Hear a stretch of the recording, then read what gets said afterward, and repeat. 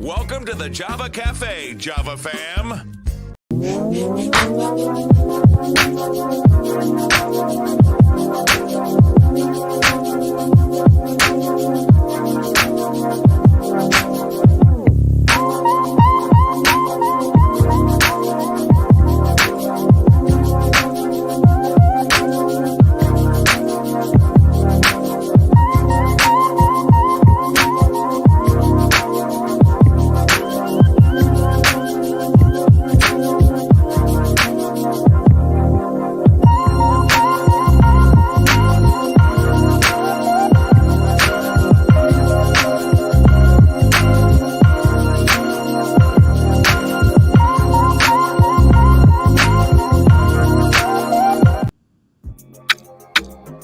Good morning. Welcome to the Java Cafe, Java fam.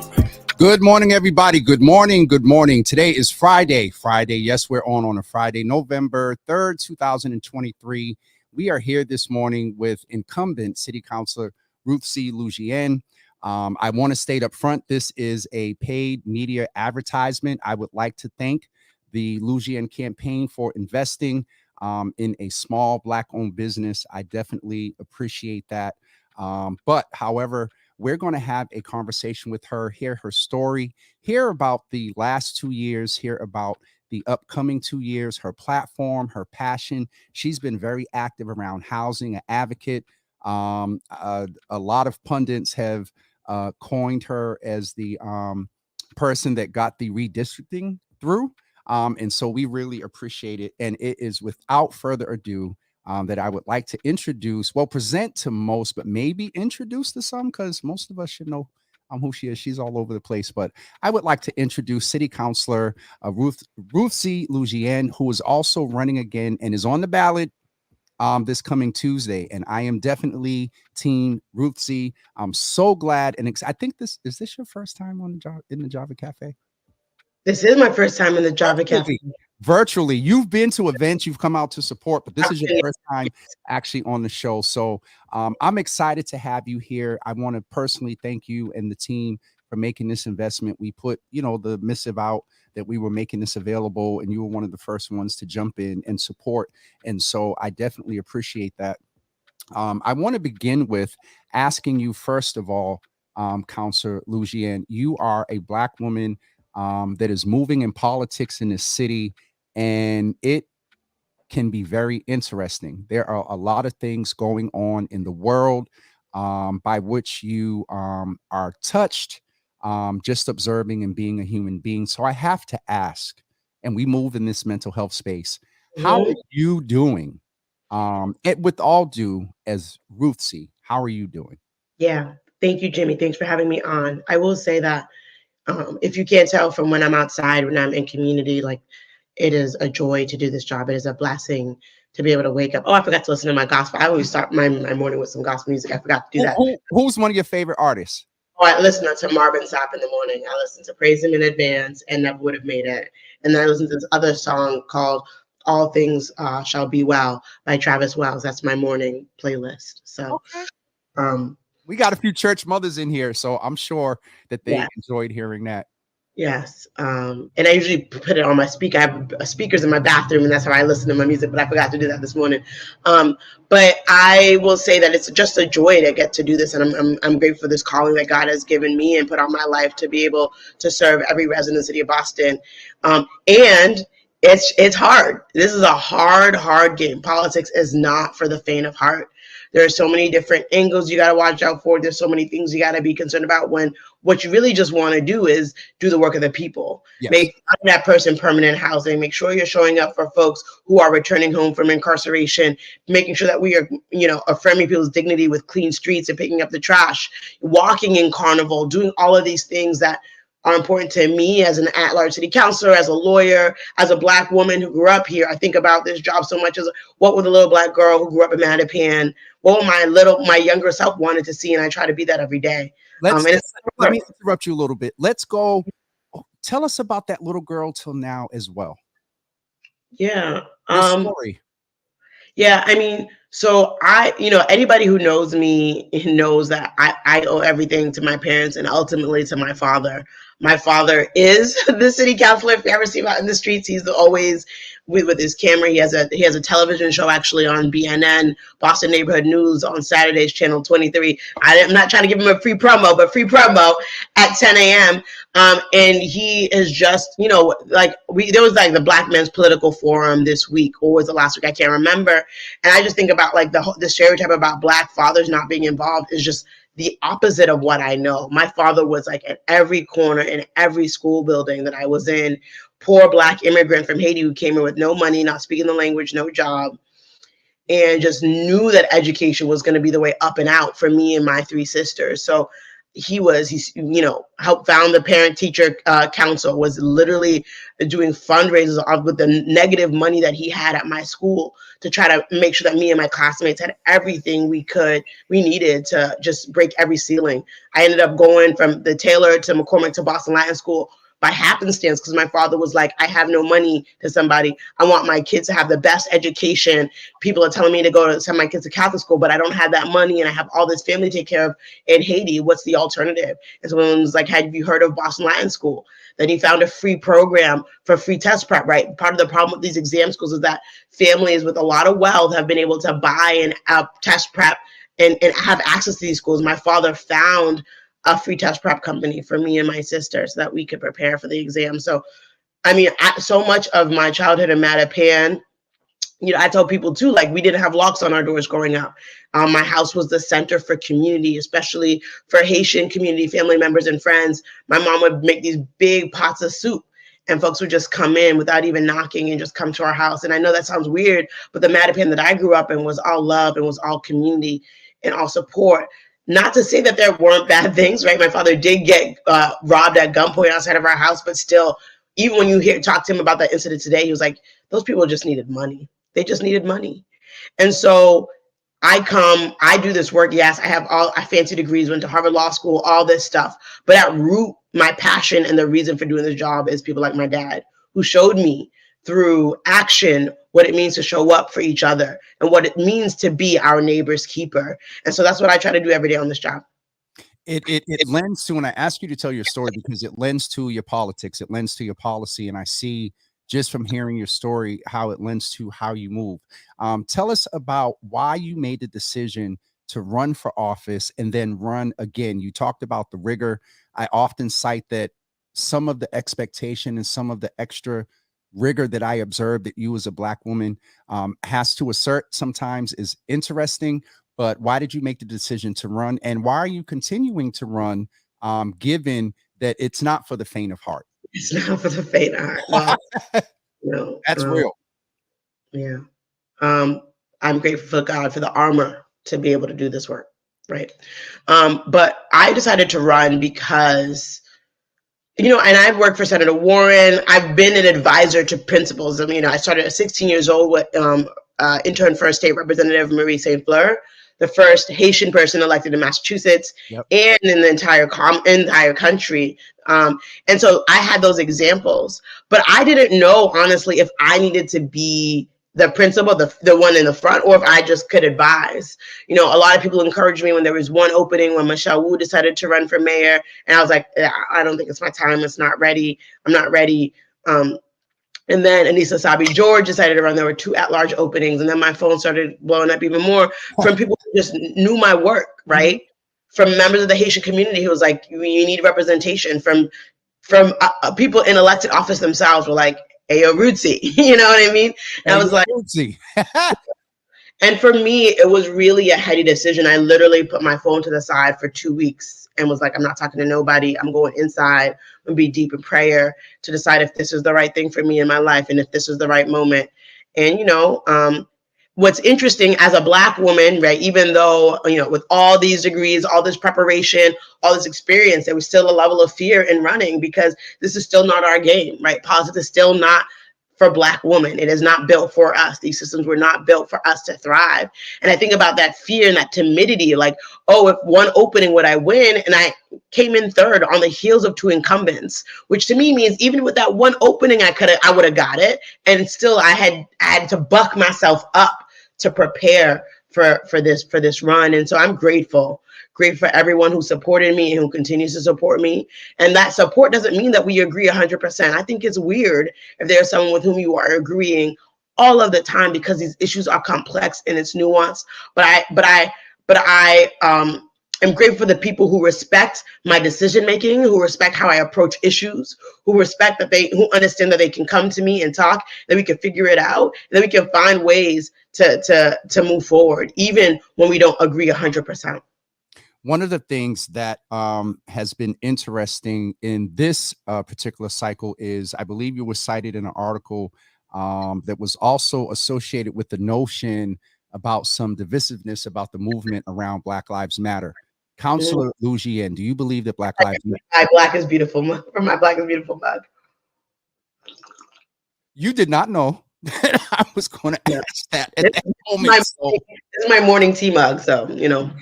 To you, do Black Lives matter? Like, with that's not even. I just feel like that is not even a question that we should be asking in 2023. The validity of the statement of whether Black Lives Matter. Now, you can ask, do our systems acknowledge that Black Lives Matter? No, and that is the problem. When we look at every factor, when we look at incarceration, when we look at health, when we look at economics, when we look at home ownership, when we look at every metric, education, Black folks are still lagging behind. And that is structural. That is the continuation from the start of slavery, which was the back of Black folks stolen from Africa, were used to build the wealth of this country, to the Freedmen's Bureau that was supposed to be giving Black folks a 40-acre and a mule, and the failures of that, to the Jim Crow era, to the continued fight for desegregating our schools. We are still having to affirm in every arena that Black Lives Matter. And so that's what the work is. The work is what MLK talked about, that the moral arc of the universe bending towards justice. And that means the recognition in all spaces that Black lives indeed matter. Counselor, it is just so interesting on the part. There's a young man, Brother Jelani, who I'm sure you've heard of. He moves in credit repair and financial literacy. And one day he was like, Jimmy, I just can't bring myself to say it because of the notion that we have to assert and remind people that Black Lives Matter. So thank you for your statements in Commonwealth as well. I wanted to ask, that moral curve that you talked about. We are in a very interesting city. We are in a very interesting time in the city. Some of the pundits have suggested that Tuesday's vote is a huge indicator on that curve going and still leaning toward justice. How do you propose, you as an at-large counselor, what are you proposing, the things that you cited that are still against us? How do you propose that we address those in a realm of true equity? Yeah. It has to be, when we talk about our budget is our value statement. So how are we investing our dollars? Say right? that. Right. And so when it comes to us, it really is simple, right? In some ways, right? We were used to gain wealth. Then we weren't given an equal shot of getting that wealth. There were attempts made, but it never happened. So we've still been lagging behind that generational wealth that we helped as Black folks, African Americans, right? I'm Haitian American Black woman, talking about Black people at large, help build in this country, that families are still reaping the benefits of, and that we are still haven't received our what is owed, what is due. And that's why the work is on homeownership, when we're talking about the tools that really create generational wealth and stability, right? Because wealth is one thing, whether we should be chasing the dollar so much is a bigger question to me. What matters most is that every person has a roof over their head. And at the same time, how are we doing the work of building generational stability and having something for families to pass on to their children? If we're talking about schools, if we're talking about health, if we're talking about jobs, those are all basic things that everyone needs. It's made more stable with stable housing situation, which is, home ownership is stable. It should be stable. We've gone through the foreclosure crisis and things, but it should be this stable. How much you're paying every month, unlike in rent that can increase every year at the whim of the landlord. for the most part, mortgages are stable, and good mortgages are stable. And so these are all the things that we need to do to help repair. And when we talk about, when we use the word equity, we have to define it so that folks know. It gets thrown around so much. Equity is about the corrective action that we take for past policy harms. And that corrective action is via intentional policy. And so that's the work that we have to do. We're talking about the Office of Returning Citizens, repairing that harm. If we don't want people going back into incarceration, how do we invest in people on the front end? Who is doing the work of prevention? When we talk about policing, policing is important because it's reacting to crime. If we are talking about the work of prevention, though, that is work on the front end. How are we investing in our young people? How are we investing in our schools? How are we investing in our communities? What do strong communities look like? They're tree-lined communities. They're tree-lined streets. They're communities with robust programming for our youth. There's strong signs of mix of home ownership and rental opportunities. There's transit opportunities. There's robustness, right? And so that's what I think about, and that's what I'm concerned with, and that's the work that I've been doing.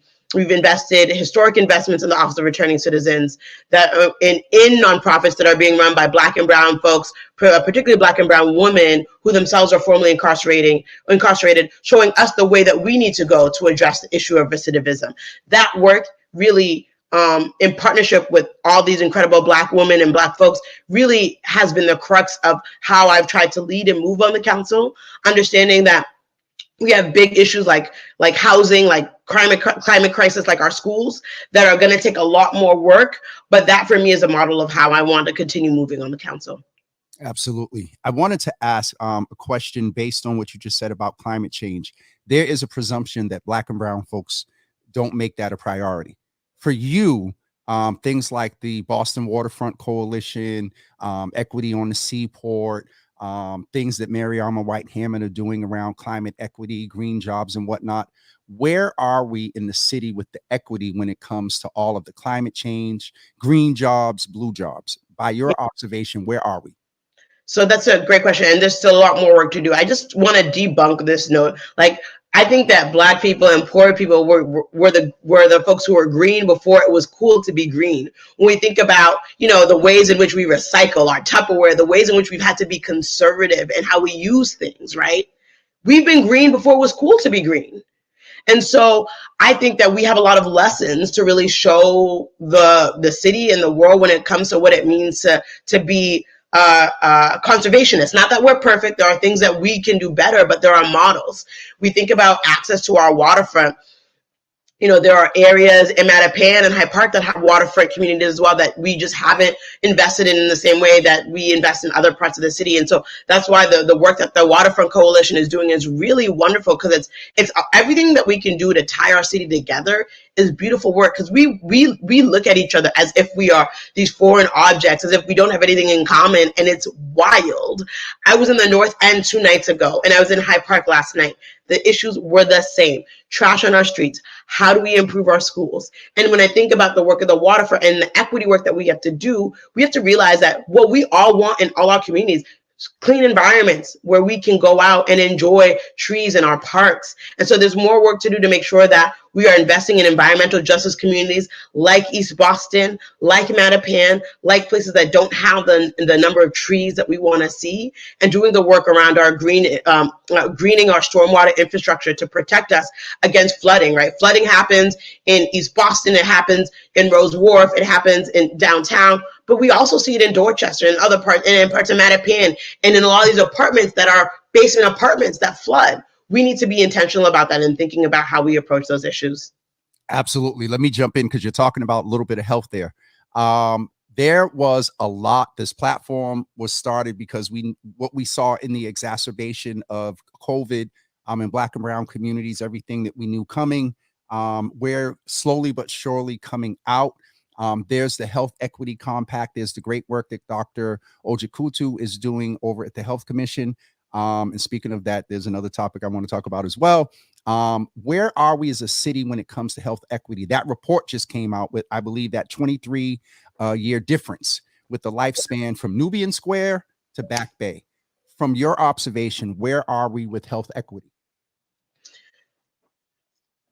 We're not where we should be, right? When we look at Black maternal health, when we look at mental health still in our communities, when we look at how it's still not prioritized, how we haven't learned as a community, and how we have been. This is a hard conversation for me because it, like everyone, they have their own mental health story. It happens in their family and very real issues dealing with right now, that there's a stigma still when we're dealing with mental health, and not just for Black folks, for everybody, but for the folks down at Mass and Cass. Our systems in this country, right, the profit-driven model on healthcare precludes our ability to really make central your mental health as important as your physical health. And so we have a lot more work to do. And when I say we, I'm not talking just about people of color. I'm talking about our systems, making sure that we have robust community health centers. Mattapan has a health community center, but can it be a stronger, bigger, more vibrant one? Why is it in District 7 there's that gap in age span from Roxbury to the Back Bay? And it's because we're dealing with higher levels of pollution, higher rates of asthma, and all of this is intentional. So these are all big structural barriers that we have to continue breaking down, whether it's about accessing mass health, making mental health a priority in our communities, working alongside our churches to do the work of saying, yes, pray, get on your knees and pray and pray and praise, and also go see your doctor, and also maybe take some psychiatric medication, and also talk to a therapist. We need to prioritize that, and we need to find ways of valuing that. Council, I just want to pause, and I was going to do so earlier, but I know folks may get me for interrupting. I did not know, and I observed that this is a passion point. I'll be very transparent. I asked Hudan, I was like, was there anything, a platform passion point that you wanted me to speak to? And it was basically, you could, speak to any and everything. And I just found out what that was by your answer there. And so one, I need folks to love on, put the praying hands and hearts and whatnot, and just encourage Counselor Lujian, just for being so transparent. Everybody saw your passion point transform there. One last, I just want to say that, because I'm a Black woman with a Black family, right? And I see this stuff up close about how hard it is to fight these stigmas. And so maybe you haven't seen it in terms of, folks haven't seen it as like a policy, but policy is personal. This stuff is personal. So, Counselor, listen, one last policy question. We can't cover everything. Similar, I get beat up sometimes. So you didn't ask the mayor this and you didn't do that. We just have only but so much time. I do have a hard stop at 9:35 from what I was told. Yeah. No, the team got me and was like, Jimmy. So you mentioned Mass and Cass. There's been a lot going on. The mayor's appearance in August here sparked a lot of this recent action based on her response. It hit the news cycle. You all were working on things in the council. By your observation, where are we with Mass and Cass? And what do you propose, if anything, in addition to this? Let me back up a little bit. Do you feel that what happened in the past few days or so was a turning point around Mass and Cass? There was a lot of speaking to the individuality. There were stats and numbers given about where folks are. Do you think we're at a turning point? I hope we are. I read the Globe article 2 days ago of a woman who's been down there for 10 years. And she's like, I'm happy. It's time for me to go. I don't know why I've been out here. And reading that. Yeah. Hearing that. It's so it's not those tents. That's not how we should be living. That's not how we want anybody to live.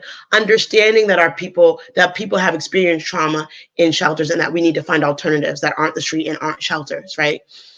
So I hope it's a turning point. The problem will be, how do we make sure that these encampments don't pop up in other parts of the city? How do we make sure that once the weather gets warm again, that we don't have this again, that we don't have these encampments? Nobody should be living that way. A woman, or LGBTQ folks, are people who are in relationships are preyed on down there because they feel our trans population feels uncomfortable in shelters, because couples aren't allowed in shelters, because women are being harmed down there. It is not safe for anybody. And there's been such a compassionate model, then I want to shout out Tanya Del Rio from the mayor's team, who's really trying to meet each person and finding individual solutions. That was the thing that, with all due respect, Michelle well, very succinct and calculated. And one of the things that started to change in August was, Jimmy, it can't be a macro. It has to be a micro individual sort of approach. And so I don't want to get too deep into that, but I did want to ask, when you mentioned that, definitely ask about that. We have a couple of minutes left. One of the things I saw in the comments, Charmaine is in here. She was talking about education. Pamela from the Equity Education Fund, who's having a big event in the next couple of weeks. Pamela, that's her homegirl, yeah. Which I have the pleasure of hosting. Education. I just heard that there is the school committee had requested some intel on how we got to the decision around the exam school process. If you can speak, when I heard about it, I got afraid and said, are they trying to change it? Where are we with education equity in the city of Boston? That's okay. So we have a lot more work to do, right? And I'll say this, BPS doesn't do a good job of publicizing the things that we're doing well, right? When it comes to accessing universal pre-K seats, there are things that that the system is doing well, but we have a long way to go for our English language learners, for our Black and brown kids, for our students with learning disabilities, our students with autism. We have a long way to go still.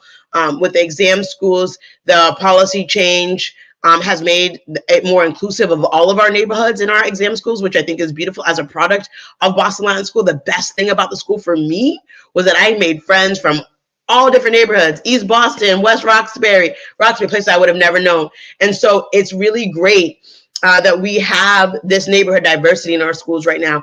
And in the plan itself, there's a 5-year waiting period before any changes are made so that we can review the data. Now, there's been some talk and some churn about whether or not it should be sooner. And so the school committee and the superintendent, I believe, are continuing to work on that. But as of right now, the plan that was put in place, I believe now 2 years ago, is still the plan that we're moving forward with. I definitely had to check in around education, because along with home ownership and other things that you mentioned around wealth, education is a huge part of it.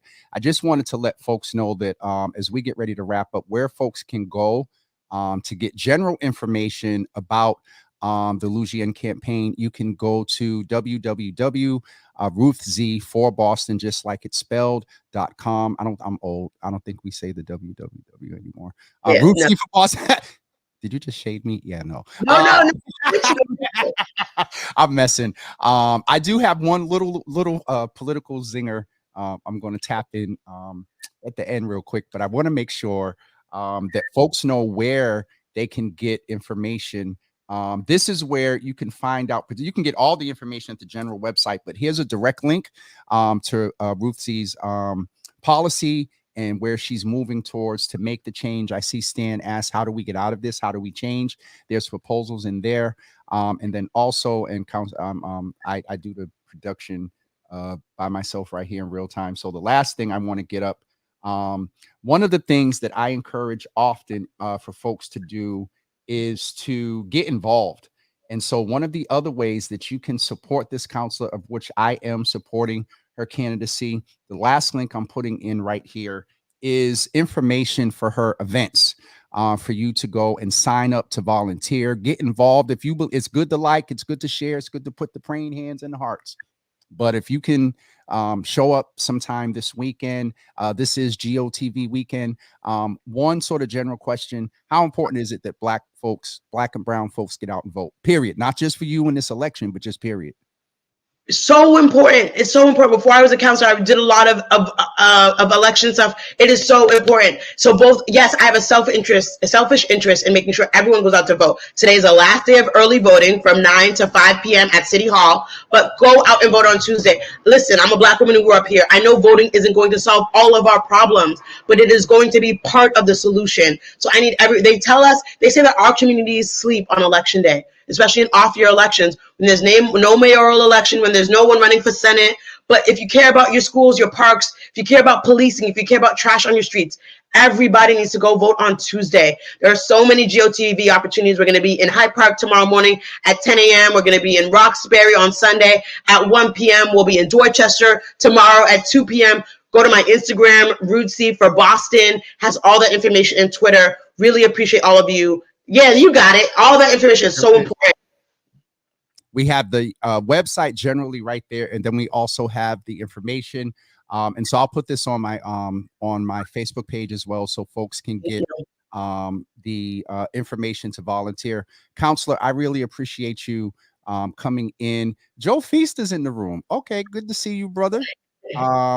And so we are so excited to be able to lend support to you, Counselor Lujian. We encourage everybody to get out and vote. Lujian, what number are you on the ballot?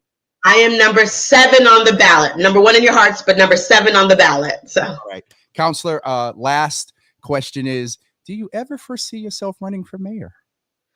I love my job. I love the job that I have right now. I really do. Because I say that honestly, because when people are just focused on the next thing, that's what politics is. And as a Black woman, it's important for me to tell people that I care about this right now. I care about your life right now. I care about solving your housing issue right now. And so with the seat that God has given me right now, that I'm running for again on Tuesday, that's what I care about. So come help us out Monday, be at the polls on Tuesday, hold signs for us so I can keep this job as your at-large city councilor. I'm going to cover this as you get ready to get off. Council Lujian's time has officially ended. Anything from this point forward is no thought or opinion of hers. This is mine.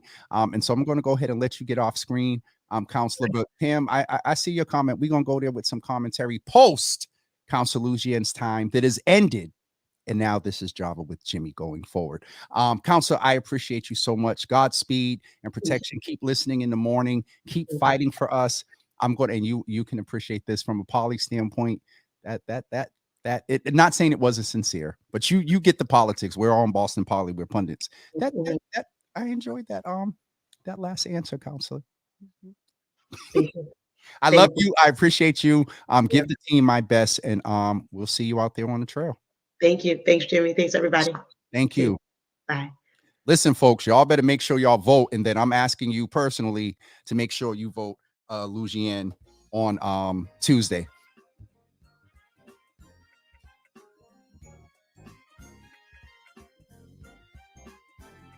So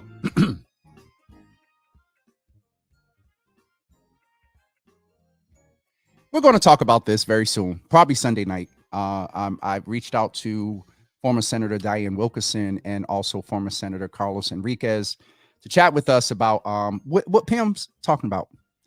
Bullet voting. People, I just seen one of Council Lujian's pictures and somebody assaulted that. Woo! You better do it, Counselor. Bullet voting basically means that you may not use all 4 of your votes. Do we have 4 Black candidates that are running for office? Yes, Black and brown. You have Julia Mejia, Lucy Lujian, Henry Santana, and also Clifton Breathwaite. That vote, when the council votes on things like redistricting, you've seen one of the last major votes on the brick that was split right down the middle of race. I've been trying to explain that the construct of the council post Tuesday is going to set the course toward whether we get halted in equity or whether we continue. I'm going to go ahead and say that a lot of those, Pam, I got you. A lot of the legacy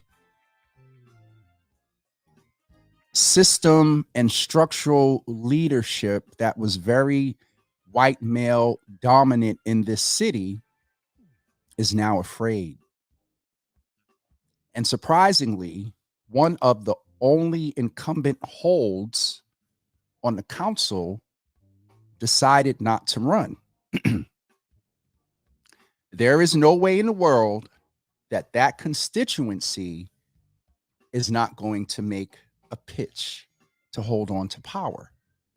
Ergo, Aaron Murphy and Bridget Nee Walsh. I said it. This was brought to my attention from someone, not something that I observed. If you look at when Bridget went on the ballot and got approved, and when Mike Flaherty announced he was not running, it's asserted that if Bridget didn't get on the ballot, Mike would have had to run to keep the stronghold. Frank is gone. So y'all also better keep an eye on District 3. Don't know him, was familiar with Fitzgerald. I know his cousin. His cousin is cool. There's a legacy history from that. Also pay attention to, I need y'all to pay attention to endorsements. If you see a video clip of endorsements and all the endorsements are white, I'm telling y'all, Tuesday is going to set the course. We got to get out and vote. Today's the last day to early vote. I early voted once. I don't like it. I'm old school. I like to go to the poll and vote on election day. But if you can't vote on election day, you can get to City Hall today and vote early. That's it. Today is a real Friday. We will see you Monday at 6 o'clock. Monday, November 6th at 9 a.m. Candidate Tanya Fernandez Anderson, candidate for District 7, will be with us. We are also looking at Henry Santana and Councilor Julia Mejia as well to be with us. Vote, vote, vote, vote, vote, vote, vote, black and white. I'll also put the video up. Clifton is not able to make it on, but I did get to speak with him on Saturday. I'll put that video out there soon as well. All right. That's it for me this morning. Everybody have a wonderful Friday. And I got a whole lot to catch up on. So I'm going to get off of here. And yes, I will let folks know. Good morning, Miss Teresa. I will let folks know definites about Sunday night, probably later on today. I'm still trying to get this place together, y'all. Yesterday, I just kind of logged off and only had one meeting. I got a lot done. Put a little couple of shelving things together and getting organized. Dropping from a 2-bed to a 1-bed is interesting. If I could just keep that real. All right, I'm out of here. We will see you on Monday at 9 a.m. with candidate for District 7 for City Council, current incumbent City Councilor Tanya Fernandez Anderson. And please plan to be here. Please share this live with someone in inboxes so they can know who Ruthzee is at her platform. Have a great day, everybody. We'll talk to you on Monday at 9. Have a great weekend. Peace.